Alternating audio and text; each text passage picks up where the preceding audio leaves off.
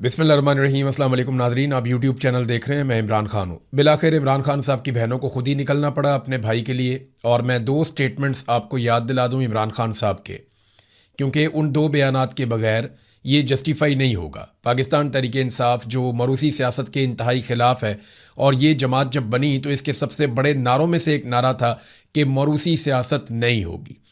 तो एक तो ये बात आप जहन में रखें कि जब इमरान खान साहब अपनी पार्टी की आदत से बहुत ज़्यादा मायूस हो गए और उन्हें कैद तन्हाई में डाल दिया गया, तो उन्होंने दो मरतबा अपनी बहनों को एक ख़ास पैगाम भेजा तो बार बार, लेकिन दो ख़ास पैगाम हैं। एक, इमरान खान साहब ने कहा कि मेरी बहनों को कहो कि जितनी जल्दी हो सके मुझे आकर मिले। ये वो आखिरी पैगाम है जो बाहर आया इमरान खान साहब की ज़बानी, और ये मैंने रिपोर्ट किया था और उसके बाद इसकी तस्दीक भी हो गई। दूसरा एक पैगाम इमरान खान साहब ने अपनी बहनों के लिए भिजवाया था जेल में से, जब उनकी मुलाकातें बंद होने के करीब पहुंच गई थी। तो इमरान खान साहब ने कहा था कि मेरी बहनों से कहो कि मेरे लिए आवाज़ उठाएं, क्योंकि उन्हें इस बात की समझ आ गई थी कि पॉलिटिकल लोगों को मिलिट्री एस्टेब्लिशमेंट ने बहुत हद तक दबा दिया है, और अब किसी भी लेवल तक अगर कोई जाएगा इमरान खान साहब के लिए तो वो या पाकिस्तान के अवाम है या इमरान खान साहब की बहनें। तो उन्होंने दो मरतबा अपनी बहनों को ये पैगाम भेजा, और उनकी बहनें बार बार अडयाला जेल के बाहर आती रहीं। उन्होंने सारी कोशिश की, बार बार पॉलिटिकल पार्टी को बुलाती रहीं।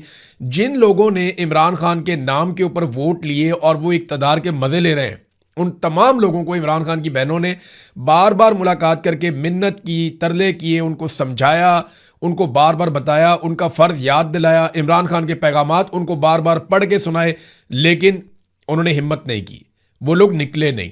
तो बिलाखिर इन ख़वातीन को अब खुद निकलना पड़ रहा है। अलीमा खानम साहिबा पहुंची खैबर पख्तूनख्वा में, और यहाँ से उन्होंने आगाज़ किया है। अकराम के इलाके में हज़ारों लोगों ने उनका इस्तकबाल किया। तैमरगढ़ा में गई, वहाँ पे भी बहुत ज़बरदस्त उनका जो इस्तकबाल है वो हुआ है। अब वो चित्राल की तरफ जा रही हैं, वहाँ पे वो एक तहरीक चलाएंगी। खैबर पख्तूनख्वा से वो तहरीक चलाती हुई बज़ाहिर ऐसे दिखाई देता है कि फिर वो पंजाब में जाएंगी, वहाँ पर तहरीक चलाएंगी।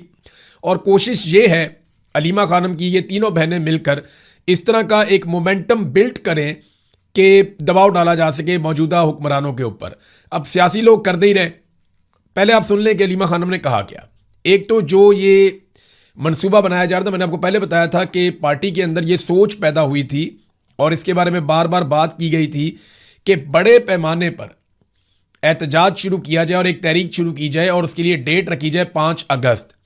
लेकिन फिर मैंने आपको बताया कि मिलिट्री एस्टेब्लिशमेंट बीच में पड़ गई, और उन्होंने पाकिस्तान तहरीक इंसाफ को कहा कि आप इसकी कॉल देंगे आखिरी हफ्ते में, आखिरी 2 हफ्तों में आप कॉल देंगे, 1 या 2 हफ्ते में, यानी जुलाई के आखिरी 10 दिनों में आप कॉल दे सकते हैं।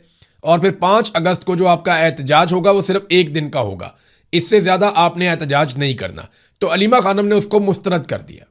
उन्होंने कहा जी ये क्या बात हुई कि 1 दिन के लिए इमरान खान के लिए। उन्होंने कहा जी अब हम मुस्तकिल दबाव डालेंगे, और दबाव के नतीजे में इमरान खान साहब का ना सिर्फ आंख का इलाज करवाएंगे बल्कि उनके हकूक भी उन्हें लेकर देंगे। जो जाली केसेस हैं, इमरान खान साहब जेल में बंद है, उनको आज़ादी मिलनी चाहिए, सादी सादी बात है। पहले सुने अलीमा खानम ने क्या कहा और फिर रद्द-ए-अमल किस तरह का आ रहा है। उन्होंने कहा इमरान खान की आंख जानबूझकर ज़ाया की गई है। क्या ये पाकिस्तान में इमरान खान की आंख का इलाज भी नहीं करवा सकते? ये इतने कमीने हैं। इमरान खान कहते थे दुश्मन हो और कमीना ना हो, लेकिन ये दुश्मन भी है और कमीना भी है। उन्होंने जानबूझकर कैद तन्हाई में रखा हुआ है। फैमिली की अव्वलीन तरजीह इमरान खान का इलाज है। इमरान खान ने कहा हुआ है कि जिद्दोजहद इबादत है, इस जुल्म के खिलाफ खड़े होना है। इमरान खान को 8 महीनों से कैद तन्हाई में रखा हुआ है। इमरान खान कैद तन्हाई में है क्योंकि ये इमरान खान से खौफ खाते हैं। इमरान खान से ये खौफ इसलिए खाते हैं क्योंकि इमरान खान अवाम की आवाज़ है। वक्त आ गया है कि अब जब हम निकलेंगे तो वापस घरों को नहीं आएंगे। अडयाला में जा जाकर पंजाब के लोगों का खौफ भी ख़त्म हो गया है। खैबर पख्तूनख्वा पहले जिम्मेदारी लेगा और फिर पंजाब भी उसके साथ निकलेगा। इमरान खान ने कभी नहीं कहा कि मेरे लिए भीख मांगो। इमरान खान ने हमेशा यही कहा कि मैं जेल में मर जाऊंगा लेकिन यजीद के सामने सर नहीं झुकाऊंगा। इमरान खान के लिए दबाव बढ़ाना होगा। तहरीक का मकसद दबाव बढ़ाना है। जब हम सुनते हैं कि बातचीत हो रही है, ये लोग भीख मांग रहे हैं, किस चीज़ की भीख मांग रहे हैं, किस चीज़ की बातचीत कर रहे हो? 80% पाकिस्तानी इमरान खान के साथ खड़े हैं।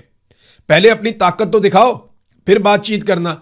बातचीत ताकत की पोजीशन से करो। ये बात बिल्कुल ठीक है। देखिए, जब आपके साथ इतनी बड़ी पॉलिटिकल पार्टी है, इतनी बड़ी तादाद में आपके साथ पब्लिक है, तो आपकी पोजीशन हमेशा बेहतर होती है। एक बात मरीम नवाज़ ने कही थी, नवाज शरीफ भी ये बात कहते थे कि पहले मुज़ामत होगी तो फिर मफामत होगी। जब आप ताकत की पोजीशन में बैठते हैं बात करने के लिए, जैसे ईरान बातचीत करने के लिए बैठा तो टेबल पे उसने बहुत कुछ हासिल किया। कमजोरों के साथ तो कोई बातचीत भी नहीं करता, हासिल क्या करना है। इमरान खान ने 1 साल कबल कहा था कि खैबर पख्तूनख्वा में अपनी तंजीम को मजबूत करो। सुहेल अफरीदी को स्ट्रीट मूवमेंट का कहा था। वक्त आ गया है, तहरीक को आगे बढ़ाओ, तंजीम मजबूत करो, सब कारकुनान अपने MNAs MPs पर दबाव बढ़ाएं। हुकूमत पाकिस्तान कोलैप्स कर चुकी है। ये वो बात है जो मैं कई दिनों से आपको बता रहा हूं कि ये मुकम्मल तौर पे कोलैप्स कर गए। आसिम मुनीर साहब के हाथ पांव फूले हुए हैं, उनका रजीम मुकम्मल तौर पे नाकाम हो चुका है। अब वो ये सोच रहे हैं कि मलबा डालना किस पर है। मलबा डालने के लिए उन्हें मिल कोई नहीं रहा, और पाकिस्तान तहरीक इंसाफ ने कोई बहुत बड़ा एहतजाज इस्लामाबाद की जानिब गुज़िश्ता 1.5-2 साल में किया भी नहीं है, तो ये मलबा भी किसी पे नहीं डाल सकते। तो इनके हाथ पांव फूले हुए, इनके हाथ में कोई चीज़ बाकी नहीं रह गई। अब वही बात अलीमा खानम कह रही है कि हुकूमत पाकिस्तान कोलैप्स कर चुकी है। आप पाकिस्तान में माशी, इंतजामी और अदालती हालात देख लें, अब आपको निकलना होगा। इससे पहले MNAs MPs को जाकर कहें आप आगे बढ़े, हम कारकुनान आपके साथ हैं, आपको इमरान खान के लिए निकलना होगा। अब कारकुनान इन MNAs MPs को चलाएंगे। MNAs MPs को खौफ है हम निकलेंगे तो कोई हमारे साथ नहीं निकलेगा। अब कारकुनान उनको निकलने की यकीन दहानी करवाएंगे। एजेंसियां बातें फैला रही हैं कि ग्रुपिंग है, हम इसकी तरदीद करते हैं। कोई ग्रुपिंग नहीं है, आप सब लोगों ने निकलना है, आप लोग तैयारी करें। तो ये अब इमरान खान की बहनें जो हैं वो अलग अलग निकलेंगी, और वो अलग अलग जगह पे, तीनों बहनें हैं, वो 3 बहनें ज़्यादा मुतहर्रिक हैं, वो निकलेंगे अलग अलग जगह पे, कारकुनों को मुतहर्रिक करेंगे पंजाब के अंदर, खैबर पख्तूनख्वा के अंदर, और वो एक फाइनल मूवमेंट की तरफ जाएंगे। स्ट्रीट मूवमेंट वो कहाँ गई? तो मैं आपको ये बता दूं कि इमरान खान ने जुनैद अकबर को कहा था कि आपने करनी है पार्टी की तंजीम साजी, और छोड़ दें आप बाकी सारी चीज़ें, और चेयरमैन पब्लिक अकाउंट्स कमेटी है वो सब आप छोड़ दें, आप पार्टी की तंजीम साजी करें। अब वहाँ क्या सूरत हाल है वो तो वही बता सकते हैं। दूसरी जानिब जो स्ट्रीट मूवमेंट है वो मैं आपको बता देता हूँ, क्योंकि ग्राउंड पे हमारे बहुत सारे जर्नलिस्ट हैं, वो कहते हैं जी बिल्कुल नहीं हुई, ज़ीरो। जो स्ट्रीट मूवमेंट जिसकी जिम्मेदारी सुहेल अफरीदी को दी गई थी, उसमें सिर्फ उन्होंने एक अनाउंसमेंट किया था कि इमरान खान साहब की रिहाई के लिए नौजवान अपनी मेंबरशिप करवाएं, लेकिन एक मरतबा उन्होंने ये ऐलान किया और उसके बाद वो गायब हो गए। प्रैक्टिकली उन्होंने या उनके साथियों ने इसके लिए कोई कोशिश नहीं की, कोई कैंप्स नहीं लगाए गए, कोई ऐसी जद्दोजहद नहीं की गई जिसके बुनियाद पे लोग आते, नौजवान आते, वो आकर इस तहरीक का, इसकी मेंबरशिप लेते और इसके ऊपर कोई हलफनामे होते, कोई इकट्ठे होते। वो एक बहुत बड़ा प्रोजेक्ट हो सकता था जिसमें 10-20 लाख नौजवान इकट्ठे हो जाते, लेकिन उन्होंने इस पर तवज्जो नहीं दी। और उसकी जो सबसे बड़ी वजह है वो पाकिस्तान की मिलिट्री एस्टेब्लिशमेंट ने इसके रास्ते में रोड़े अटकाए थे, क्योंकि फ़ौज, याद रखिएगा, स्टूडेंट से, जो फौजी की आदत है वो स्टूडेंट से और नौजवानों से वाकई बहुत डरती है। उन्हें लगता है कि जब नौजवान अपने हाथों में चीज़ें ले लेते हैं तो फिर आप ताकत के ज़रिए से चीज़ें कंट्रोल नहीं कर सकते। तो नाज़रीन, अब अलीमा खानम पे तनकीद, ये 2 जगह से तनकीद हो रही है। एक तो तनकीद इमरान खान साहब के जो मुखालिफिन हैं, चाहे वो सियासतदान हैं, चाहे वो मीडिया के अंदर लोग हैं, चाहे वो एस्टेब्लिशमेंट के टाउट्स हैं, वो लोग तो तनकीद करेंगे, समझ आती है। देखें, ये तो एक नुसरत भुट्टो ने भी जुल्फ़िकार दी भुट्टो के लिए आवाज़ उठाई थी। फिर एक दौर था जब नवाज शरीफ के लिए कलसूम नवाज ने भी आवाज़ उठाई थी। और अब मायूसी इतनी बढ़ गई है कि पाकिस्तान तहरीक इंसाफ की क़यादत निकलती नहीं है, और वो बहुत परेशान है क्योंकि सामने मिलिट्री एस्टेब्लिशमेंट है, पॉलिटिकल फोर्स नहीं है। तो अब जो रिस्क इमरान खान की फैमिली ले सकती है वो कोई और नहीं लेगा उनके लिए। ये बात सबको समझ आ रही है, और ये मुतालबा बार बार किया जा रहा था कि वो खुद आकर सामने से लीड करें। तो जो इमरान खान साहब के मुखालिफिन है, जो उनसे बुग़्ज़ रखते हैं, वो तो इस पर तनकीद करेंगे ही करेंगे। लेकिन दूसरा एक ग्रुप है जो इमरान खान साहब की अपनी पार्टी में है। ये वो लोग हैं जो शर्मिंदा हैं, कुछ कर नहीं पाए, क्योंकि ये खुद कुछ कर नहीं पाए तो ये नहीं चाहते कि कोई और कुछ करे। और थोड़े से ऐसे भी हैं जो दोनों तरफ खेलते हैं, यानी मिलिट्री एस्टेब्लिशमेंट उन्हें कहती है कि आप ये एक स्टेटमेंट दे दें ताकि तनाज़ा पैदा हो जाए, तो वो एक स्टेटमेंट दे देते हैं और कोई ऐसी बात नहीं है। लेकिन क्या इससे तहरीक रुकेगी? देखें, अगर अलीमा खानम को गिरफ्तार ना किया तो जितना मेरा पॉलिटिकल एक्सपीरियंस है, मैं आपको एक चीज़ तो कंफर्म बता देता हूँ, अगर अलीमा खानम को या इमरान खान की बहनों को गिरफ्तार ना किया गया मिलिट्री एस्टेब्लिशमेंट की जानिब से, तो ये तहरीक बहुत बड़ी हो जाएगी और आप आने वाले दिनों में बहुत बड़े बड़े जलसे और जुलूस और इज्तिमाआत आप देखेंगे। पाकिस्तान तहरीक इंसाफ अपनी पूरी ताकत लगा के अगर मुखालफत भी करना चाहती है ना, तो वो करके देख ले। ये गंडापुर, सुहेल अफरीदी, जुनैद अकबर साहब, अगर ये सारे मुखालिफ भी हो जाए, अव्वल तो नहीं है, लेकिन अगर ये सारे मुखालिफ भी हो जाए ना अलीमा खानम के और इमरान खान की बहनों के, इसके बावजूद वो इतने बड़े बड़े इज्तिमात कर देंगे कि ये सर पकड़ के बैठ जाएंगे सारे। ये मुझे आइडिया है, क्योंकि पब्लिक उनके साथ खड़ी होगी। वो इस वक्त इमरान खान का मौक़िफ़ भी खुलकर बयान कर रही हैं और वो इमरान खान के हक के अंदर सबसे अगली सफ के अंदर खड़ी हुई हैं। तो यही वजह है कि लोग उनके साथ खड़ेंगे। लोगों को सरोकार जो है वो इमरान खान से है, लोग बाकियों को नहीं जानते। तो कुछ लोग कह रहे थे जी यहाँ पे मौरूसियत नहीं है, पाकिस्तान तहरीक इंसाफ में फैमिली पॉलिटिक्स की कोई जगह नहीं है। तो देखें, गंडापुरों के ऊपर तो कभी बात नहीं की गई, वो भी तीनों भाई पॉलिटिक्स के अंदर हैं। फिर इसी तरह जो है वो खटक के ऊपर कभी बात नहीं की गई, शाह महमूद कुरैशी के ख़ानदान पे कभी बात नहीं की गई, चौधरी ख़ानदान पे बात नहीं की गई। तो ये अलीमा खानम कोई इलेक्शन लड़ने नहीं आ रही, ना इसने सेनेटर बनना है, ना वजीर बनना है, ना कुछ और बनना है, ना इनके बच्चों ने पॉलिटिक्स करनी है। ये सिर्फ अपने भाई के लिए आ रहे हैं। और इमरान खान कभी इनको पॉलिटिक्स में आने भी नहीं देगा। जब इमरान खान वज़ीर आज़म पाकिस्तान था तब उसने इनमें से किसी को कुछ नहीं दिया। नवाज शरीफ ने तो पूरा टब्बर लगाया हुआ है ना, रिश्तेदार, रिश्तेदारों के रिश्तेदार, आगे से उनके रिश्तेदार, ये जनाब फलाना है, इसको भी अंदर करो, इसको भी लगाओ, इसको भी लगाओ। उन्होंने पूरा का पूरा खानदान टब्बर मियाँ नवाज शरीफ ने पॉलिटिक्स के अंदर झोंक दिया अपना, सबको लगाया हुआ है। उधर सरदारी हैं, वो भी यही करते हैं, दूर करीब के सारे रिश्तेदार पॉलिटिक्स कर रहे हैं। लेकिन इमरान खान ने ऐसा नहीं होने दिया। उन्होंने अपने रिश्तेदारों को, गो कि उन्होंने बहुत स्ट्रगल भी की कुछ लोगों ने, लेकिन उन्होंने नहीं। मैं ज़ाती तौर पे समझता हूं कि हसन न्याजी की ये अब उसका हक बन गया है, यानी ये उसकी रिस्पॉन्सिबिलिटी भी बन गई है। जितनी उसने कुर्बानी दे दी है, जितनी उसने मार खा लिया हसन न्याजी ने, अब उसकी जिम्मेदारी है कि वो पॉलिटिक्स को ना छोड़े। अगर वो पॉलिटिक्स को छोड़ेगा तो वो बहुत बड़ी ज्यादती करेगा कि इतनी मार खाने के बावजूद, इतनी तकलीफें बर्दाश्त करने के बावजूद, पाकिस्तानियों के लिए इतनी आवाज़ उठाने के बावजूद, जब वो एक जगह पहुंच गया और वहां से अगर वो पीछे हटता है तो वो ज्यादती करेगा। अब मौरूसियत पीछे रह गई। उस आदमी ने जितनी मार खाई है, इतनी मार तो इन जितने लीडरान इस वक्त पाकिस्तान में मौजूद है, इतनी किसी ने भी नहीं खाई। वो फौज के पास कैद तन्हाई में रहा लंबे अरसे तक, उसको फौजी अदालत से सजा दिलवाई गई। तो अब इस खानदान में कम से कम ये एक आदमी तो ऐसा है जिसका मैं हमेशा हमायत करूंगा अगर वो कभी भी कहेगा कि मैं पॉलिटिक्स में आता हूं, और अगर वो कहेगा कि मैं पॉलिटिक्स में नहीं आता तो मैं उसकी मुखालफत भी करूंगा कि यार इस जैसे लोग अगर पॉलिटिक्स में नहीं आएंगे ना तो फिर पॉलिटिक्स को नुकसान होगा और पाकिस्तान की पॉलिटिक्स आगे नहीं बढ़ेगी।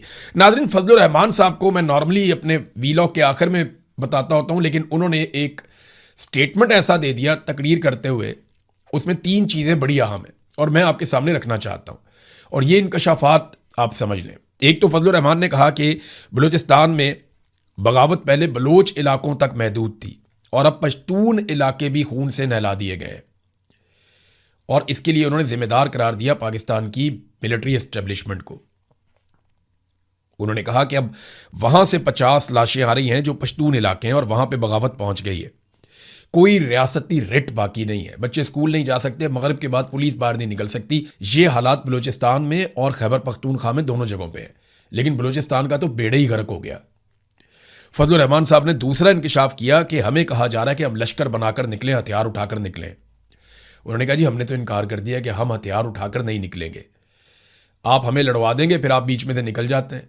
और वो ये कहते हैं कि आप यहाँ पे हमें कत्लो गारत गिरी की तरफ धकेल रहे हैं, हमने कोई लश्कर नहीं बनाना, हमें कोई किसी किस्म की लड़ाई के अंदर आप ना धकेलें। फिर आप हमारे ऊपर एहसान चढ़ाते हैं कि आपके लोग शहीद हो रहे हैं, खून बह रहा है। भई आप इसके लिए पेटी बांधते हैं, तनख्वाह लेते हैं, हम आपको अपने खून पसीने की कमाई से टैक्स देते हैं और उसमें से आप तनख्वाह लेते हैं। तो आपको जिस काम के लिए तनख्वाह दी जाती है आप वो काम करें, अपने खून का एहसान हमारे ऊपर मत डालो। ये फजलुर रहमान साहब ने कहा क्लियर अल्फाज में। ये बात अगर कोई पाकिस्तान तहरीक इंसाफ का आदमी कहता तो उसको इंडिया का एजेंट करार दे दिया जाता, लेकिन फजलुर रहमान साहब को इतनी तो छूट है। उन्होंने बड़ी क्लियरली ये बात की कि अगर फौजी या पुलिस वाले शहीद हो रहे हैं तो भाई तुम तनख्वाह लेते हो इस काम के लिए, अपने खून पसीने के पैसे से हम तुम्हें देते हैं तनख्वाह अपनी हिफाजत के लिए, तो तुम ये ऑप्शनल तो नहीं था, तुमने खुद ही कहा था कि हमने ये नौकरी करनी है, हमें पैसे मिलने चाहिए, तो मिल रहे हैं, अब लड़ो। हमें क्यों कहते हो कि लश्कर बनाए और बना के बंदूकें उठा के असला हम इनके सामने मुकाबले में आ जाएं, आप निकल जाएंगे, हम यहाँ कत्लो गारतगिरी में मारे जाएंगे जैसे हमेशा होता रहा। तो फजलुर रहमान साहब ने ये बात की। और तीसरी बात जो फजलुर रहमान साहब ने की, उन्होंने कहा जी अगर इलेक्शन लड़ना है ना तो वर्दी उतारो और आ जाओ मैदान में, पता चल जाएगा कि आपको कितने लोग वोट देते हैं और कितने लोग आपको मुंतखब करते हैं। फजलुर रहमान साहब ने ज़रा थोड़ी सख्ती कर दी वर्दी उतारने की बात। मैं चैलेंज करता हूं कि आसिम मुनीर साहब फील्ड मार्शल भी रहे, यूनिफॉर्म भी पहने और इलेक्शन लड़े इमरान खान के मुकाबले में। इमरान खान के क्या, यास्मीन राशिद के मुकाबले में, वो भी छोड़ें आप, सरम जावेद के मुकाबले में इलेक्शन लड़े। सनम जावेद भी मेरे ख्याल में बहुत टफ हो जाएंगी। चलो कोई और सोच लें, आप लोग बता दें। Field marshal Asim Munir uniform पहन के पूरी ताकत इस्तेमाल करके एक फ्री एंड फेयर इलेक्शन लड़ें, अपने सारे वसाइल इस्तेमाल करें सरकार के, लेकिन इलेक्शन का रिजल्ट पब्लिक के वोटों के जरिए आना चाहिए। हल्का भी खुद ही चुन लें, शहर भी खुद ही चुन लें। ये इलेक्शन नहीं, एक इलेक्शन नहीं जीत सकते। वो फजल रहमान साहब ठीक कह रहे हैं कि वर्दी उतार के लड़ो, लेकिन मैं तो कहता हूं वर्दी पहन के भी नहीं लड़ सकते। ये सिर्फ बंद कमरों में बैठ के इलेक्शन चोरी कर सकते हैं और कुछ नहीं कर सकते। खैबर पख्तूनख्वा में बहुत सारे ऑपरेशंस की इतलात आ रही हैं। इसके बारे में खैबर पख्तूनख्वा की हुकूमत ने एक तरदीद जारी की है और पीटीआई खैबर पख्तूनख्वा ने इसको शाया किया है। वो ये कहते हैं कि किसी नए फौजी ऑपरेशन की मंजूरी नहीं दी गई, सोशल मीडिया के दावे बेबुनियाद हैं। बजट की मद में मुख्तस फंड हंगामी सूरत हाल, कुदरती आफात, नकल मकानी और रिलीफ समेत मुख्तलिफ इंतजामात के लिए होते हैं। उन्हें किसी नए ऑपरेशन से जोड़ना हकायक के मुनाफी है। वो ये कहते हैं जनाब हम कोई किसी किस्म का कोई ऑपरेशन नया नहीं होने दे रहे। मेरा एक सादा सवाल है कि एक कानून है खैबर पख्तूनख्वा में, action in aid civil power, जिसके तहत फौज मिलिट्री ऑपरेशन करती है खैबर पख्तूनख्वा में। ये इजाफी इख्तियारात हैं जो पाकिस्तान की फौज को खैबर पख्तूनख्वा में दिए गए हैं, बाकी सूबों में नहीं है। मेरा सवाल यह है कि सुहेल अफरीदी की हुकूमत ने आते ही अनाउंस किया था कि हम ये कानून खत्म कर देंगे।